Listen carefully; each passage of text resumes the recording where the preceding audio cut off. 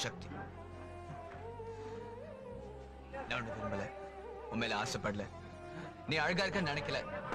ஆனா அதெல்லாம் நடந்துன்னு பயமா இருக்க. யோசிச்சு சொல்லு. மடியில் காற்று நுழைவதனோ உயிர் கலந்து கழித்திருந்த